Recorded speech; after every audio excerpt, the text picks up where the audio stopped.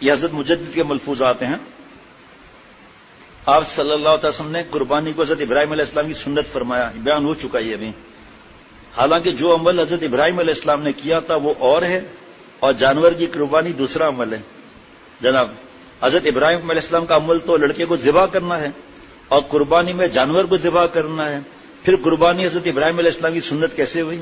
حضرت مجدد کا کیا طریقہ تھا سمجھانے کا؟ توجہ دلائی نا سوال کر کے.